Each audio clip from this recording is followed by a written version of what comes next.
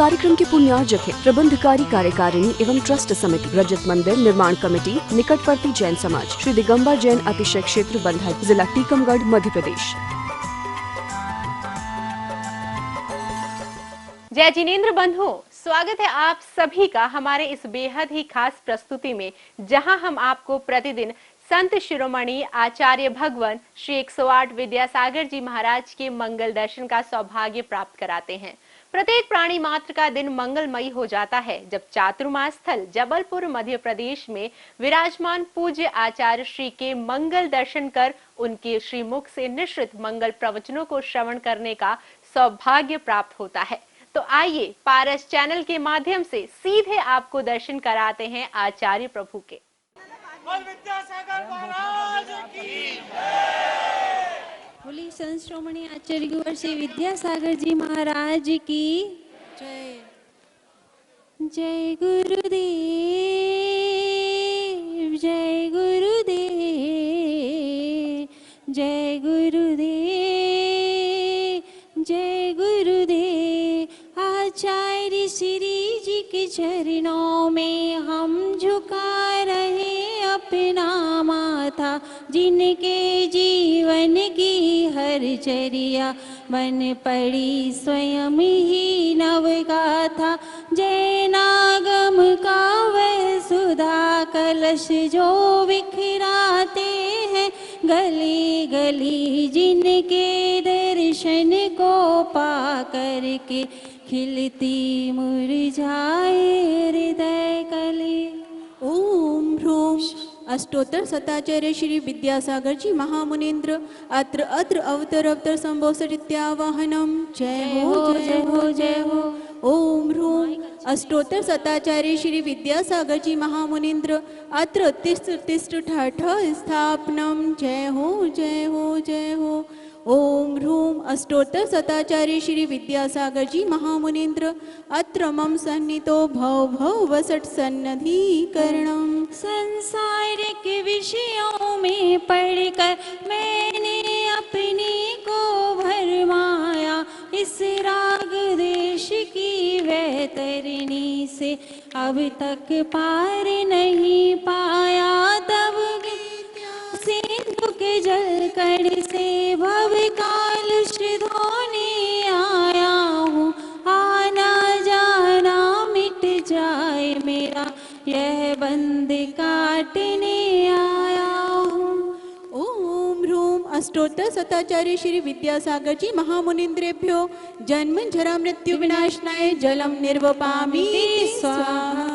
क्रोध अनल में जल जल कर अपना सर्वस्व लुटाया है, निज शांति स्वरूप न जान सका जीवन भर से भुलाया है।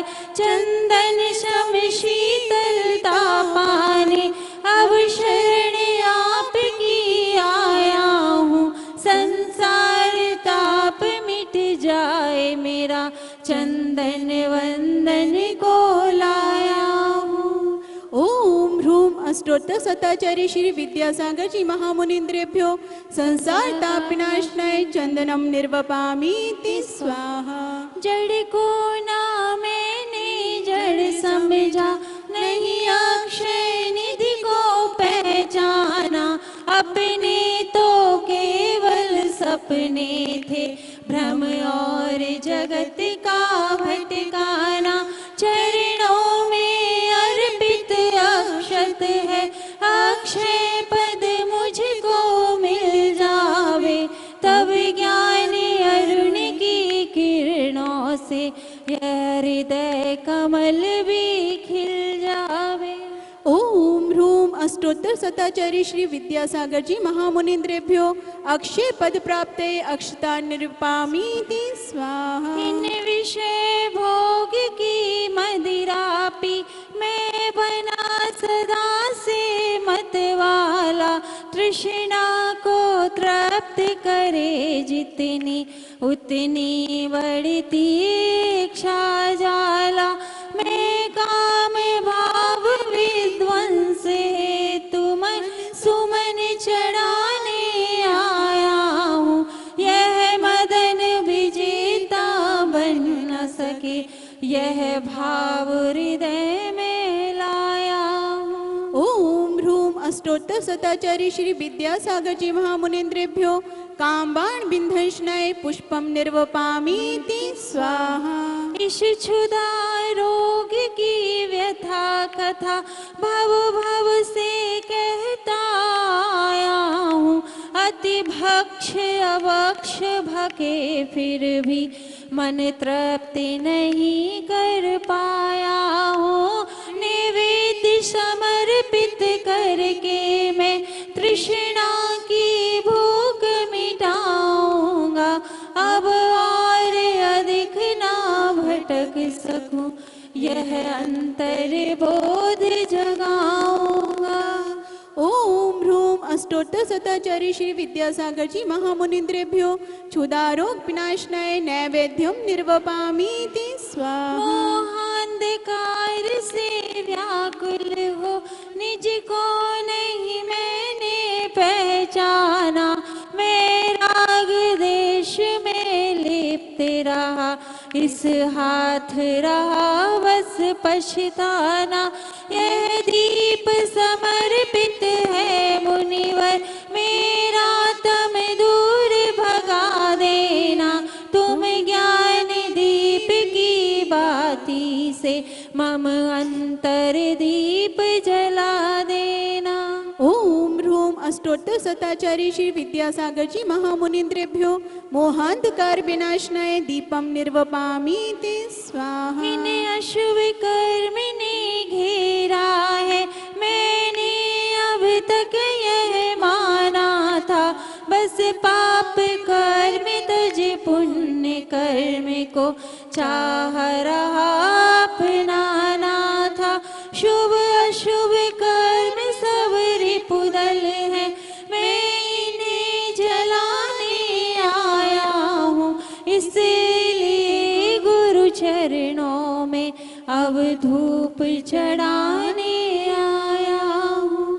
ओम ह्रूम अष्टोत्तर शताचार्य श्री विद्यासागर जी महामुनीन्द्रेभ्यो अष्टकरम दहनाय धूपम निर्वपामीति स्वाहा। भोगों को इतना भोगा कि खुद को ही भोग बना डाला। साध्य और साधक का अंतर मैंने आज मिटा डाला।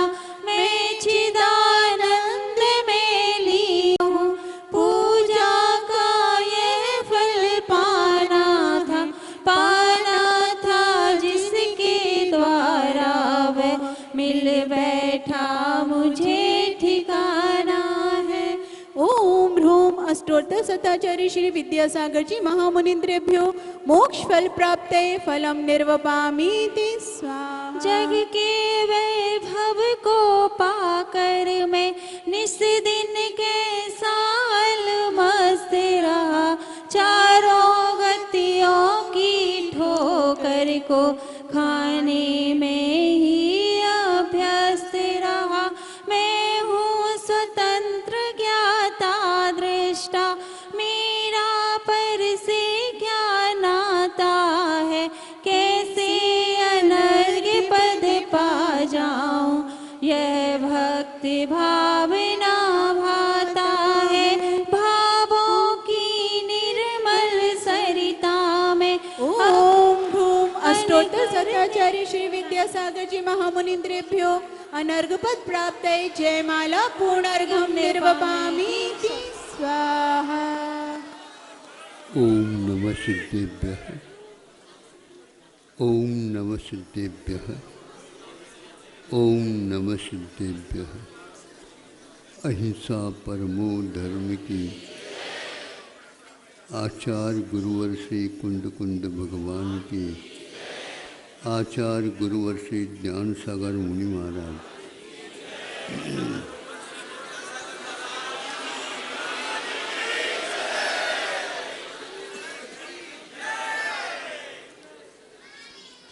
वैसे ये परंपरा अनंत काल से आ रही है।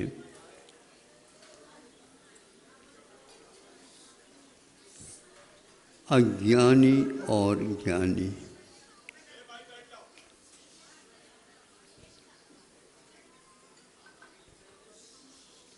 एक के पास पंचेंद्रिय विषयों का अंबार लगा हुआ है।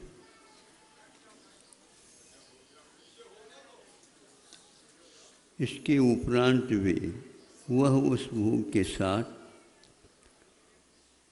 और दूसरा भी आनंद लेना चाहता, उसकी वो मान्यता है। और नशा में वह चला जाता,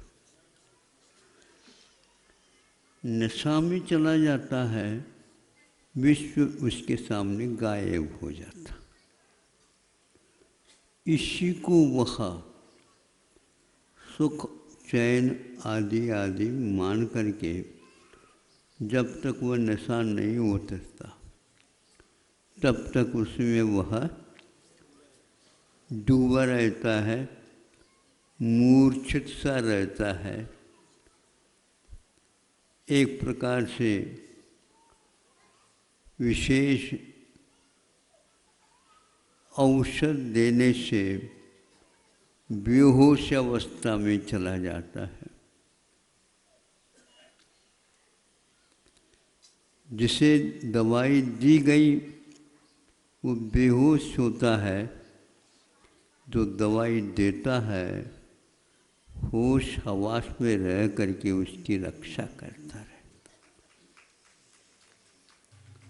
योग हवासी हमेशा हमेशा बेहोश दशा में रहता है। युग पुरुष आते हैं, उनके उस बेहोश दशा को होश हवास में लाने का प्रयास करते। तो ऐसे ऐसे भी दवाएं, नशीली चीज़ें खा करके और उसकी कीमत पे सुन करके ऐसा लगता उसके सामने सोना चांदी और हीरा भी कुछ नहीं, और हीरोइन की बात करते हैं। उसके मूल्य सुन करके हमें लगा अज्ञानी की दशा क्या है। 2-2 खरब तक उसका मूल्य हो रहा है और वह भारत की ओर आ रहा है। यही कैसे? इतनी संपदा का यदि किसी के हित में काम में आ जाए, धरती हमेशा हमेशा स्वर्ग वालों के लिए भी बुलाएगा, तुम लेना हो तो आनंद ले लो यहाँ पर, लेकिन होता नहीं, बेहोशी में जा रहा। कितने व्यक्ति हजारों हजारों 2-2 4-4 घंटे भर करके आ रहे हैं, और कितने पकड़ में आते हैं क्या पता है, कितने नहीं पकड़ में आते हैं।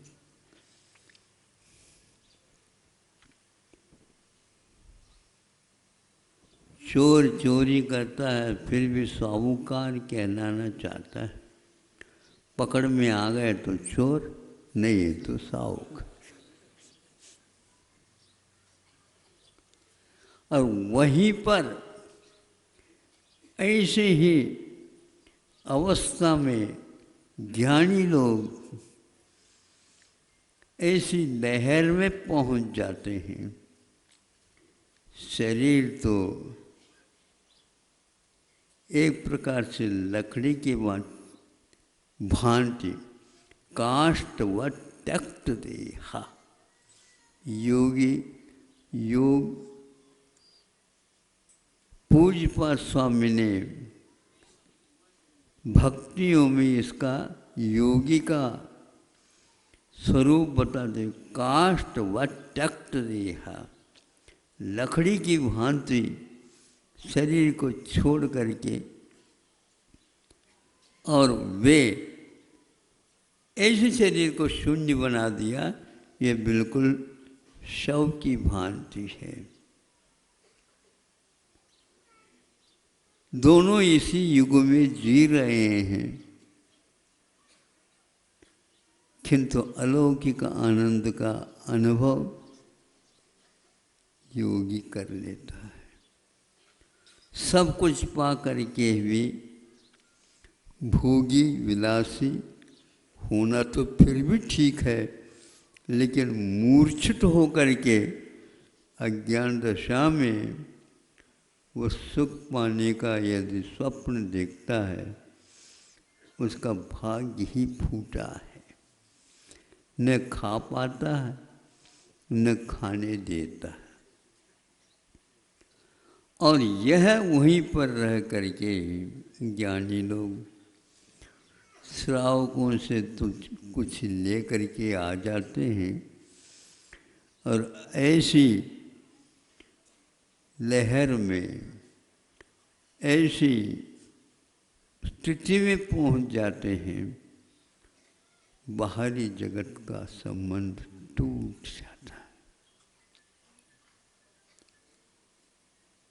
श्रावक लोग ये जानते हुए भी कुछ ऐसे लाचार हो करके उन्हें फिर भी कुछ विषयों का सेवन करना पड़ता है, लेकिन ब्रेक लगाए हुए रहते हैं।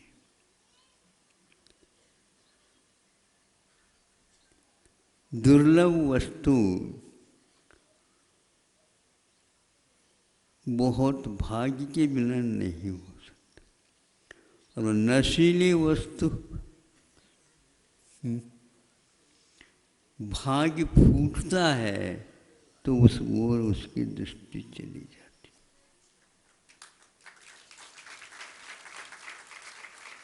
धन कभी कभी अभिशाप सिद्ध होता है, इस युग में उसको हम देख सकते हैं अतिरेक के रूप में।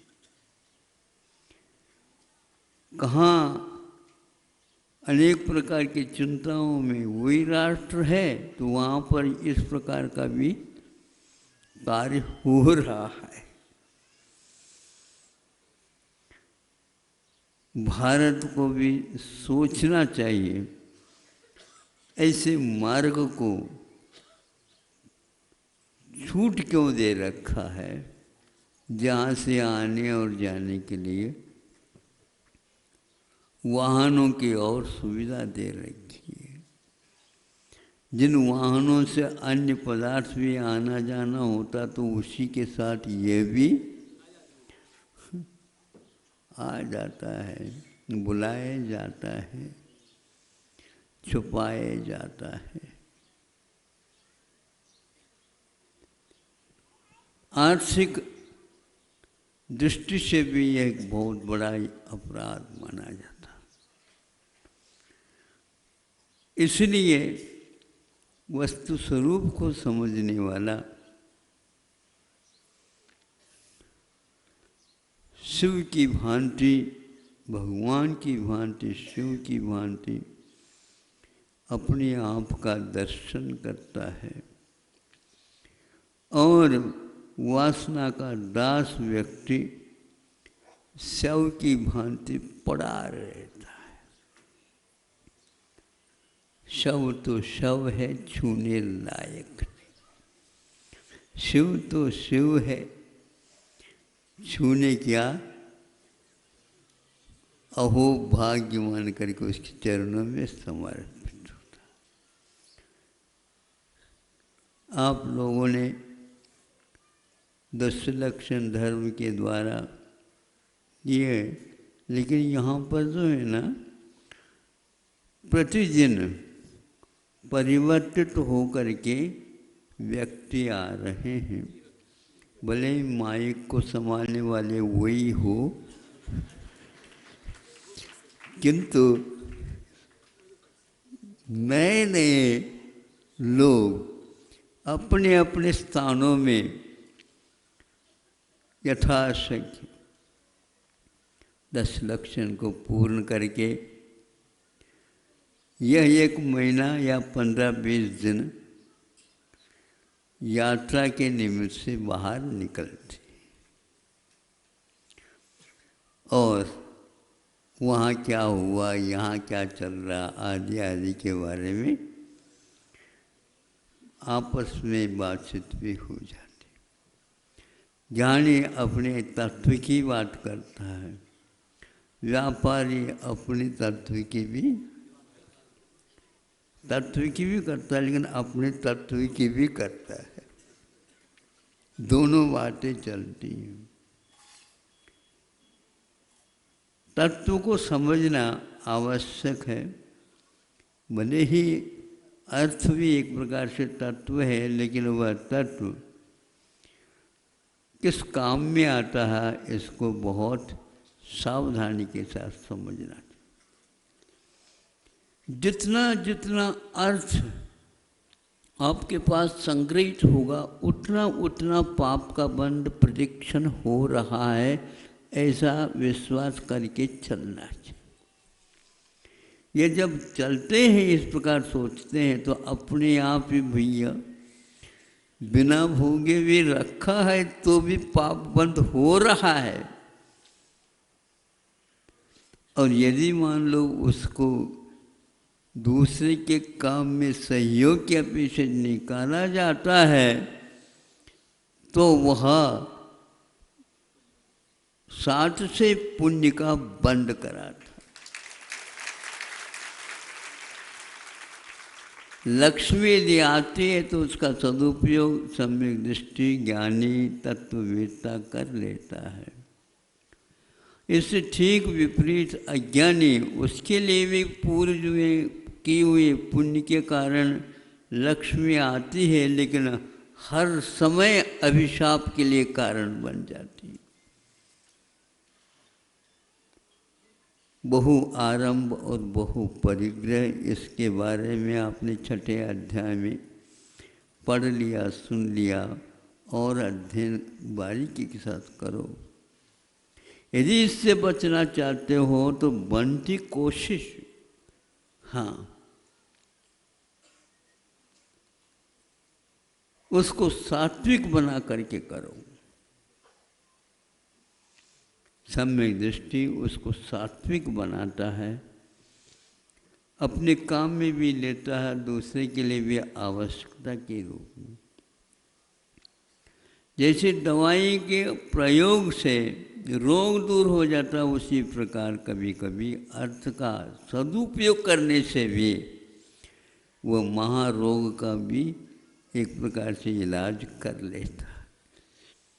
आप लोग कुशलतापूर्वक आगे के क्षणों का उपयोग भी इसी प्रकार करेंगे और याद रखेंगे, अज्ञानी शव की भांति पड़ा है और ज्ञानी सिर की भांति खड़ा है। अहिंसा परमो धर्म की। होगा क्या, जो कार्य करेगा उसी का तो होगा सब।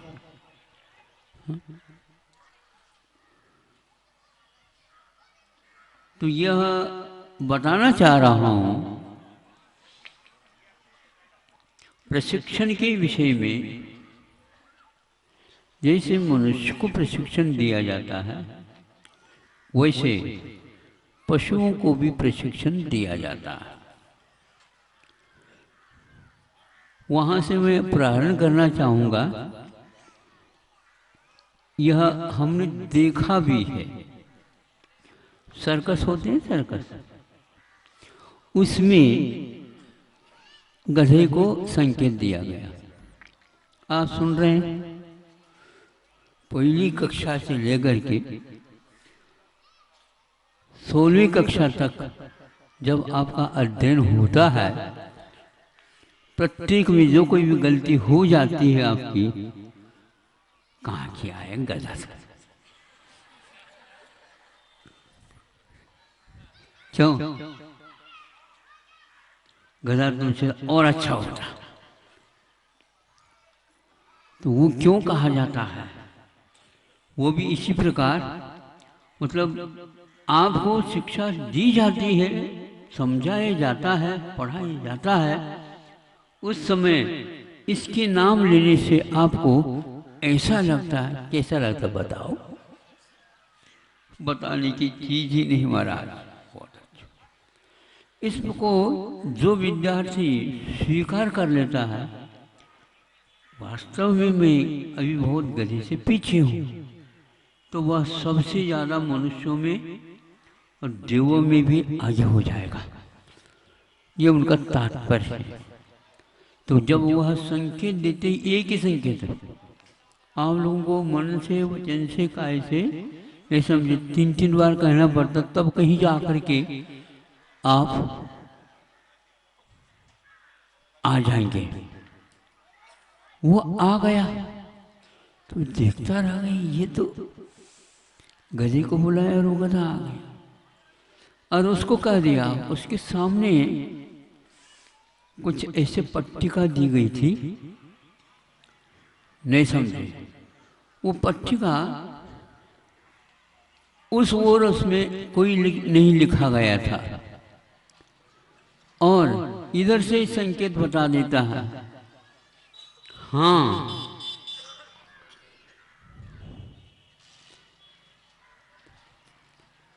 जिसमें 15 अंक लिखा गया हो उसको उठा दे, इधर ना आकर देखे नहीं, और वो सीधा आ जाता है। जिसके ऊपर पीछे बाजू को 15 अंक लिखा गया था, उसी को वो उठा देता है और जो ही सभा के सामने यूं दिखाता है, अभी ताली नहीं बजाओ, किंतु वहां पर पूरे सर्कल देखने वाले जय जयकार कर दिया। ज्ञान की महिमा, प्रशिक्षण की महिमा, ऐसे 3-4 बार उसने कहा। 3-4 बार में उसने इसी प्रकार का अंक निकाल करके दे दिया। अभी सुना था जो महानगरियों में, महाराष्ट्र में एक पूना है, तो उसमें ऐसे प्रशिक्षण भी दिए जा रहे हैं जो बिना आंखों को काम में लिए बच्चों को 15 वर्ष पूर्व में, 15 वर्ष के बाद वस्तुतः है वो बच्चा नहीं रहता और उसमें इस प्रकार का ज्ञान को हासिल करने की क्षमता समाप्त हो जाती है। तो यह 4 से लेकर के 15 समझ लो, यह अंतिम उसकी उम्र है। तो रंग के माध्यम से, स्पर्श के माध्यम से, आंखों को बंद करके जिस रंग की बात आप करते हैं उसको वह बता देता है ये कौन सा रंग है, तो पीला कह देगा। छू करके भी कह देता है और बिना छूने से भी वह ज्ञान हो जाता है। आंख वालों, आपको कोई अंधा कह दे, काना मामा कह दे, तो आप लोगों को बहुत स्वीकार लेना चाहिए, क्योंकि आप काना मामा नहीं है, किंतु मामा दोनों तरफ से। एक आंख में भी वह क्षेम, और यदि आप लेना चाहते प्रशिक्षण तो भी आपकी योग्यता समाप्त हो चुकी है। जब यह सब मैंने सुना और उस पत्रिका के माध्यम से पढ़ा, फिर सोचा हम लोगों का ध्यान इस ओर न रह करके बट रहा है, कहीं न कहीं भटक रहा है। हम बट रहा है ऐसा नहीं कह करके हम अपने शास्त्रीय पद्धति से इसको भटक रहा है। मतलब ये ध्यान तो आप लगाते हैं, नहीं समझे, किंतु भटकते हुए लगाते हैं, उसका नाम ध्यान नहीं माना जाता। उस ध्यान के द्वारा हमारे लिए अहित का संपादन होता है। हमारे उन्नति के स्थान पर अवनति होती है। और यह हर क्षेत्र में इस प्रकार ध्यान बंटना हम लोगों के लिए वरदान नहीं किंतु अभिशाप सिद्ध होता है। बांध करके आप उसको घुमा दो तो भी सामने का वह वस्तु बहुत सूक्ष्म भी हो, बाल माथ की रेशा भी यहाँ पर लटक रही हो तो भी वह लड़का या लड़की बता देगी तो ऐसा ही ये बाल है। वो बाल सफेद हो तो सफेद बता देता और काला है तो काला बता देता है। ये उसके ज्ञान में आया कहाँ से? योग्यता रहती है, प्रशिक्षण देने से वो सामने उभर करके आती है। आज अरबों खरबों राशि का उपयोग करके देश विदेशों में यूं कहना चाहिए कितना व्यय हो रहा है, इसके बावजूद भी हम लोग प्रशिक्षित नहीं हो पा रहे। देश के लिए आवश्यक था लेकिन नहीं कर पा रहे। ये एक हम लोगों की बहुत कमजोरी, यूं कहना चाहिए एक अभिशाप बनता जा रहा है। जैसे जैसे उम्र बढ़ती जा रही है वह शिक्षा हमारी अपने हाथ से प्राप्त थी वो भी निकलती चली जा रही है। क्यों? भटका हुआ व्यक्ति ध्यान न करके दुर्ध्यान करता है और दुर्ध्यान ही हम लोगों के लिए अभिशाप शुद्ध होता है। और सध्यान यदि करता है तो वह गधा भी आपसे बहुत आगे पहुंच गया। दूसरा एक ऐसा गेंद था, उस गेंद तो आप समझते हैं वर्तुल है वो, और उसको रखा है, संकेत दिया जाता है। वह हाथी को संकेत देते ही हाथी आ जाता है। एक उसकी परिक्रमा करके वो अपने सूंड के माध्यम से उसको लुढ़काता है और थोड़ा लोगों को मनोरंजन जैसा होने लग जाता है। लेकिन आप सोचिए वह अपने चारों पैर सुन रहे हो आप तो गोलाटा कर देंगे, उसके ऊपर वह चारों पैर जमा करके खड़ा हो जाता है। वह भले ही बहुत अत्यल्प समय के लिए, लेकिन अपने आप का नियंत्रण विशाल काय होकर के भी और आप लोगों के लिए सहारा जो दे रहा है उसको भी लेकर के गिर जाते हो। वृद्धावस्था में तो ठीक, युवावस्था में भी गिर जाते हैं और ऐसे गिर जाते हैं दुनिया कहीं भी चली जा, दुनिया में उसकी कोई चिकित्सा ही नहीं हो पाती। और हाँ, विकलांग होकर के हम अपने आप को नहीं संभालने वाले बन करके दयनीय दशा को प्राप्त करते हैं। और हमारा दर्शन जो कोई भी करेगा उसको दया के साथ साथ लगेगा ये इसकी दशा ऐसी क्यों हुई। इतिहास बिना कहे उसके सामने आता जाएगा। इसको हम अभिशाप भी कह सकते हैं अथवा इसको हम एक प्रकार से सोच की बड़ी कमी कह सकते हैं, अथवा जिन तुच्छ पदार्थों के लिए हमारा ध्यान बट करके मौलिक जीवन को साफ कर दिया जाता है उसके लिए धिक्कार जैसे मन में उठने लग जाते हैं। क्योंकि मनुष्य के बाद भी ऐसा हमारे द्वारा कार्य हुआ है। ये एक दो पशुओं के बारे में जो चार चार पैर वाले होते हैं, ये बताया। अभी 4 पैर वाला एक और आएगा, वो भी बताऊंगा और बता दिया जाएगा, उससे ज्ञात हो जाएगा उसका ज्ञान कितना तेज, कितना उन्नत, कितना परिष्कृत। क्योंकि वह परिष्कृत इसलिए कह सकते हैं वह प्रशिक्षित हुआ है, जन्मदात नहीं किंतु प्रशिक्षण के बाद उस प्राप्त हुआ।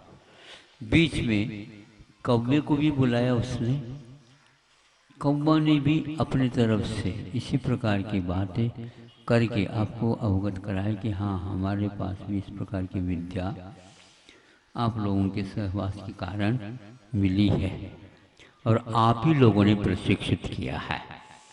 हम कौवा कहता है हम अपने कौवे के जमाने में रहते हुए भी उनसे नहीं सीख पाए, किंतु आप लोगों का ये योगदान है, धन्यवाद। कबूतर आया, उसने भी किया। ध्यान रहे ये सब पंख के प्राणी हैं।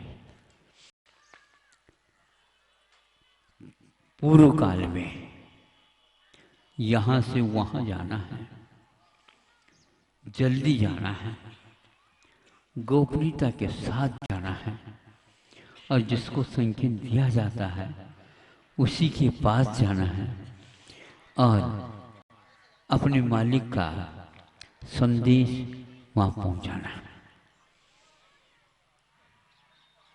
बस उसी शहर, उसी नगर में, उसी राजकिला में, वहीं पर स्थान जो राजा प्राय करके इतने समय पर जाकर के बैठता, आसमान को खुले आंखों से देखता, वहाँ पर एक स्तूप बना हुआ है, वहाँ पर जाकर के बैठना।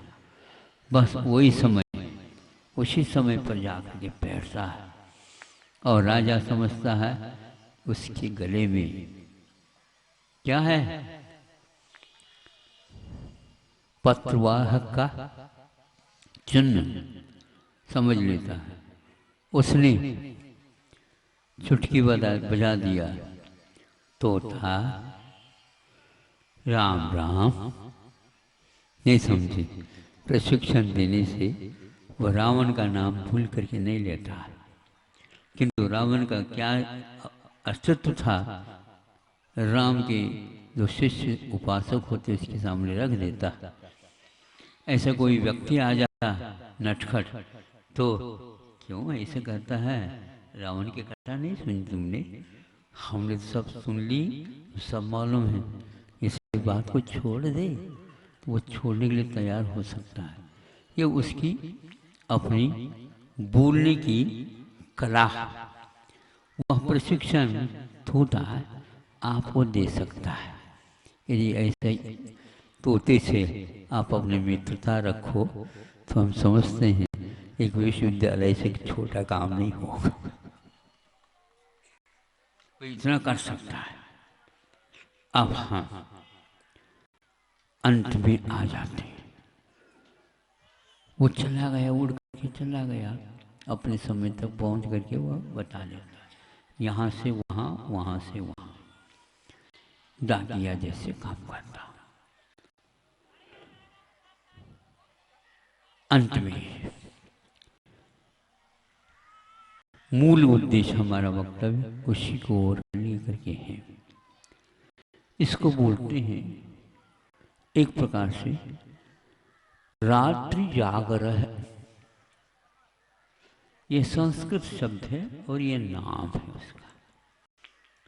नाम कभी कभी ऐसे रखते हैं तो सार्थक होता है, नाम कभी कभी दोनों की बिना भी रखे जाते हैं, लेकिन प्राय करके सार्थक नाम ही अनवर्त संज्ञा जिसको बोलते हैं। अनवर्त में मतलब सार्थकता होती है, संज्ञा में नाम होता है। हम सुमतिनाथ भगवान की स्तुति करते हैं तो उसमें यह नाम अनवर्त संज्ञा से प्रारंभ होता है। ये उसका सार्थक नाम है रात्रि जागरण। ये किसके लिए रखा गया है? जब आप सोते हैं तो वह जागता है और आपकी पूरी पूरी, ये घर नहीं, एक मोहल्ला नहीं, वह एक परिक्रमा लगा देता गांव का, वहां पर कोई भी चोरा आ नहीं सकता। कुत्ता, श्वान जिसको बोलते हैं, और आप उसको कैसे है हट जा हट जा, ऐसे नहीं समझे। और यहाँ पर संस्कृत में उसको रात्रि जागरण कहा। और आपको नींद लग जाती है, आप भगवान बन जाते हैं, कहाँ है पता नहीं लगता, आप अपने नाम को भूल जाते हैं, अपने काम को भूल जाते हैं, समय को भूल जाते हैं और खुराटे लेते हैं। यह आप लोगों की निर्विकल्प समाधि नहीं समझे, ध्यान लग जाता है। आपका ध्यान भी प्रशिक्षित तो बहुत अच्छा है। ऐसे ध्यानियों को आज तक किसी भी प्रकार से भगवान बनने का सौभाग्य प्राप्त नहीं हुआ। क्यों नहीं हुआ? भगवान बनाया जाता होगा, भगवान ने आपके प्रति पक्षपात किया होगा। ऐसा कर लो, भगवान से आप थोड़ी सी तालमेल रखो, बिना पढ़ाई भी आप भगवान बन सकते हो, बना ही नहीं जाएगा। अब वह रात्रि जगह होते हुए भी उसका दूसरा नाम है, बहुत ही सार्थक से भी ज्यादा, वह नाम है कृतज्ञ। कृतज्ञता का अर्थ होता है जिसने उपकार किया है, पाला पोषा है, उसके प्रति वह कभी भी असावधानी नहीं करता, हमेशा याद रखता। तो कृष्ण उपकारम न विस्मरन्ति साधवः, यह शब्द सार्थक हो जाता है। तो किए हुए उपकार को कभी सज्जन लोग भूलते नहीं। तो वह रात्रि जागरण श्वान यही काम करता है। उसको विशेष रूप से प्रशिक्षण दिया जाता है। हमने सुना था, पहले पढ़ा भी था, लेकिन इस प्रशिक्षण का केंद्र नहीं देखा था। हम 2-3 बार आगरा से सोनागिरी की ओर आए और झांसी की ओर आए और गए। उसके बीच में टेकनपुर, हाँ, टेकनपुर एक छावनी स्थान है जहाँ पर सेना के लिए विशेष रूप से प्रशिक्षित किया जाता है। वहाँ से जा रहे थे हम, क्योंकि छावनी में से ही जाना पड़ता, लेकिन वो हमने कहा, उनको कहा था बहुत लंबी चौड़ी छावनी है, इसमें से कोई ऐसे रास्ता ढूंढ लो ताकि हम यहाँ विशेष जो देखने योग्य है देख ले। तो वहाँ पर लंबा तो नहीं पड़ रहा था वो रास्ता, वो लेकर गया। तो वहाँ पर एक केंद्र था, 2 पाषाण के खंभों के ऊपर दोनों तरफ श्वान की मुद्रा को अंकित करते हुए दोनों मुद्राएं बैठी, एक दूसरे को देखते हुए पाषाण की मूर्तियां थीं और नीचे लिखा हुआ था श्वान प्रशिक्षण, श्वान प्रशिक्षण केंद्र, ऐसा कुछ हो सकता है। हमने कहा साथ चलने वालों, देखो यहाँ पर श्वान का प्रशिक्षण होता है। श्वान को, मनुष्य को ये प्रशिक्षण क्यों नहीं दिया गया? चुनौती है आप लोगों से। न ही महिलाओं को उसके योग्य समझा और न ही और पुरुष को योग्य समझा, न ही क्षत्रिय को समझा और न ही वैश्य को समझा और न ही ब्राह्मणों को समझा।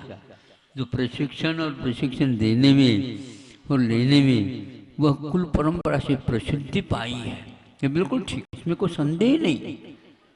हम उनकी जो है अभिनंदन नहीं कर रहे हैं, लेकिन आखिर ये इसको चुना गया तो कृतज्ञता। एक रात्रि जागरण, रात्रि में जागरण करने वाला साधु होता है। और साधु के लिए एक स्थान पर यह भी लिखा, जित निद्रक यदि होता है कसम तो श्वा इव, श्वान के समान वह साधु थोड़े से वो झोंका लेते हुए भी निद्रा का झोंका आ भी जाए तो ये वो होशियार रहता है। उसको भी ऐसे होता है, उसको बहुत कम निद्रा आती है, रात भर जागते हुए भी दिन भर सो जाए ऐसा नहीं, उसका प्रशिक्षण स्वभाव से है। और जो व्यक्ति रात भर जागेगा उसके लिए कृतज्ञता है क्या, ढेर सारे गुण आए बिना नहीं रह सकते। तो जो निर्णय